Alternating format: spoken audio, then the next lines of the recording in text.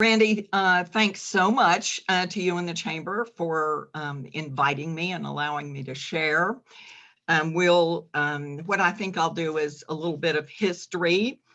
We'll talk about how the pandemic has affected our staff, programming, and finances briefly, and then also current programming, and then what our plans are for the future. And our history, the Surry Arts Council was incorporated in 1969. Many of you might know that. The Arts Council moved into the Andy Griffith Playhouse, previously Rockford Street School. In the 70s, there was a collaboration between the Mount Airy City Schools and the City of Mount Airy.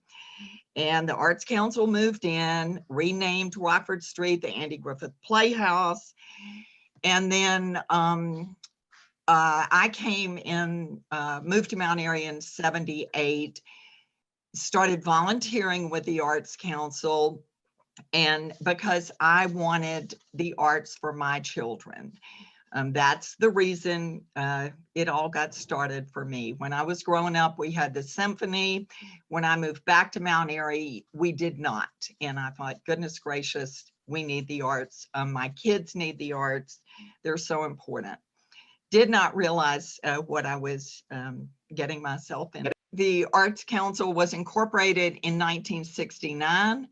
The Earl Theater was donated to the Arts Council in 1990. So that is the one venue we operate that's the property of the Surry Arts Council. In 2018, we purchased the adjacent buildings. So we actually own those two buildings and operate those. In the 70s, as I said, the Arts Council occupied the Andy Griffith Playhouse, and the City of Mount Airy owns the Andy Griffith Playhouse. They lease it to the Arts Council for $1 a year, and we operate it. The Andy Griffith Museum was built in 2008, opened in 2009. We invested another $500,000 in 2016 to get the exhibits up to par. And then the Blackman Amphitheater was built in 2005, also by the Surry Arts Council. And the first summer series was in 2005. So that's sort of an overview. The Arts Council operates the Blackman Amphitheater, the Andy Griffith Playhouse, the Andy Griffith Museum, and the Earl Theater. And that's all a part of who we are. On day one, literally entering these offices, it was very apparent that tourism was going to be a part of our lives. And at that point, there was no TDA, no occupancy tax, no visitor center. And I worked closely with the Chamber of Commerce, then Jim Grimes. Right. And we determined that you pay for tourism with an occupancy tax. That's a whole nother presentation. But anyway, we realized that because we're in the Andy Griffith Playhouse, there were visitors coming here that nobody really knew about except the snappy lunch. And those visitors, we learned from the state tourism officials, visitors are looking for a quality experience. Right now, over 90% of the visitors are Mayberry related, and we decided to work to give them a quality experience when they visited the Andy Griffith Playhouse. And thanks to squad car tours and lots of other things over the past 35 years, our visitors are getting what they're looking for. All that said, let's move on to our blissful experiences with COVID-19. The pandemic back in March affected everybody everywhere. It didn't just affect the arts in Surry County, it affected the arts literally worldwide.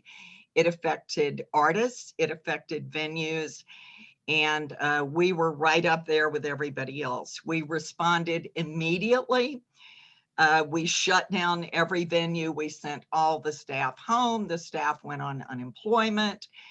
And I started writing every funding request, grant completing every grant application I could. And on April 20th, money was deposited into our bank account from the SBA loan.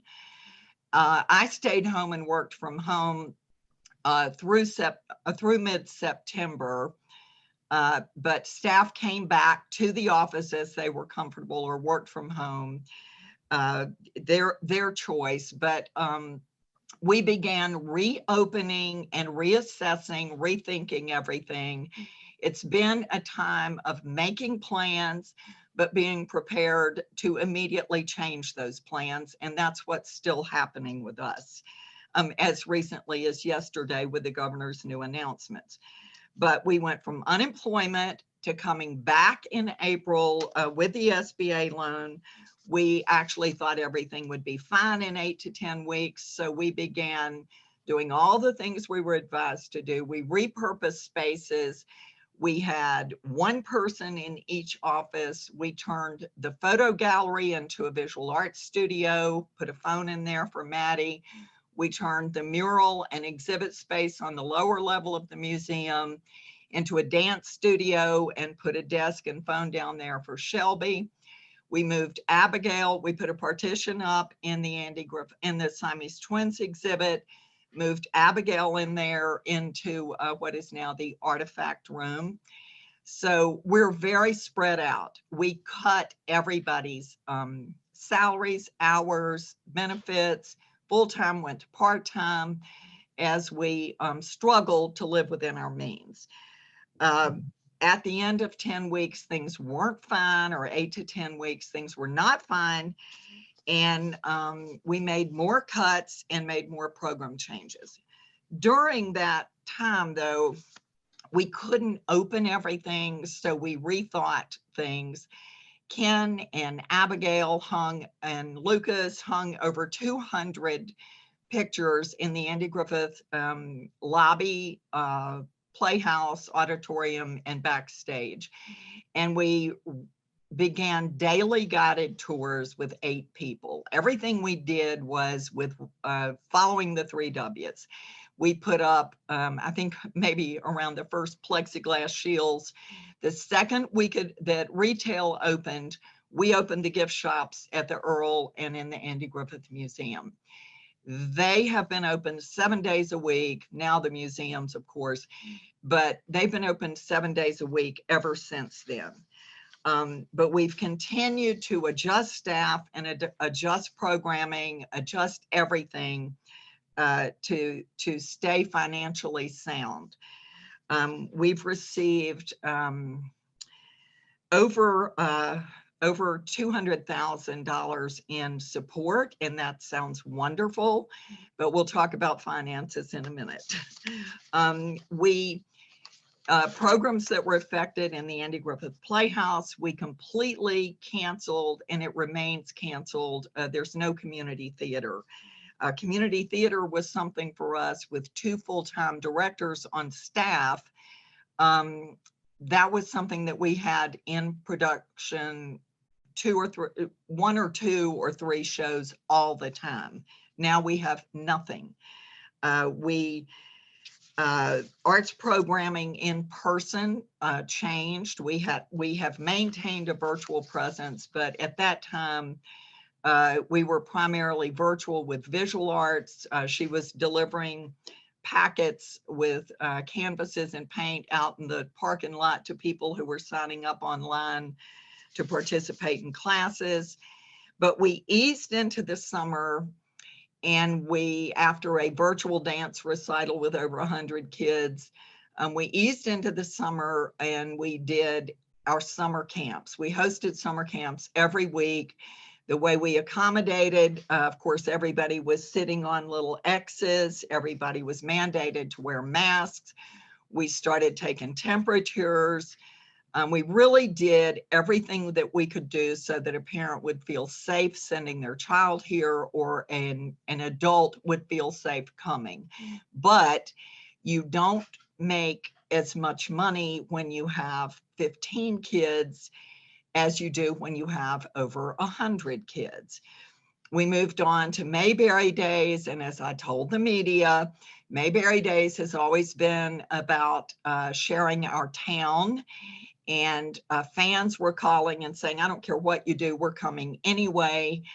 So we literally canceled every single Mayberry Days event and moved it into 2021. All concerts.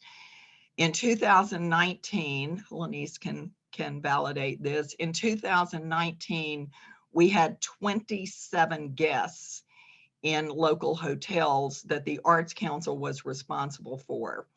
In 2020, we had 0 guests associated with the Andy Griffith Show participating in Mayberry Days. So it was a very different Mayberry Days for us. And it was the first time ever that an event was sold out when we had sold 25 tickets. So we had made jokes in the office that, oh, wow, we're sold out on Michael Hoover's show.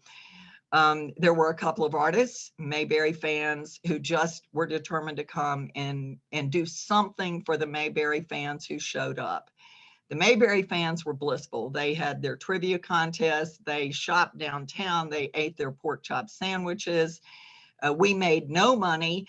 We had the closest thing to normal we did was a very significantly cut back golf tournament with each golfer in an individual cart. But for the most part, the Arts Council, had an apple peeling contest and called it Mayberry Days.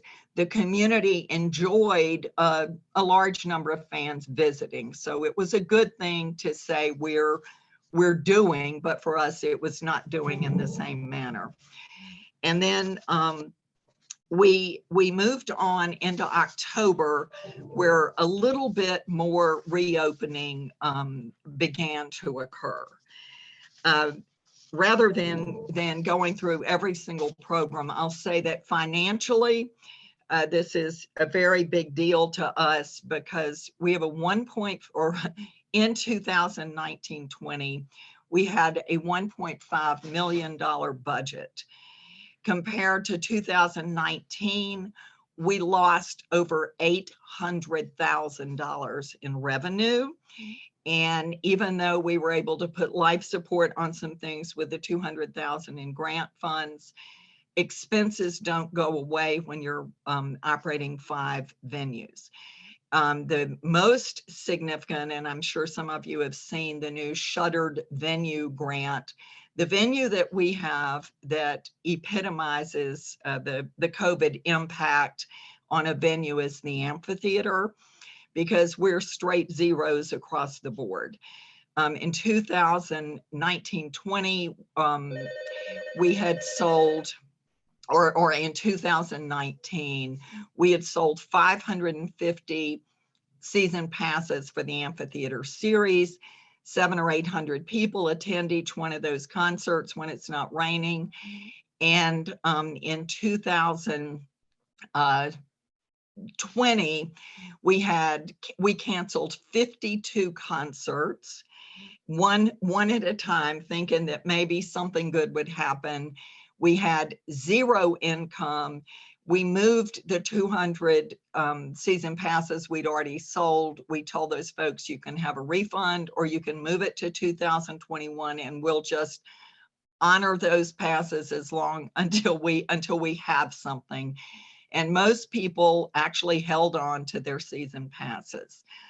So that was a real hit. That venue was hit the hardest, all things considered. The Andy Griffith Playhouse, we've tried to come up with some things we can do up there. And because that stage is one of our biggest spaces, we've used it for social distancing programs that didn't previously meet up there. The Golden Notes, a new singing group, Surry Sings with Marie Nicholson. So we just keep repurposing. So that sort of gives you an idea of the financial impact.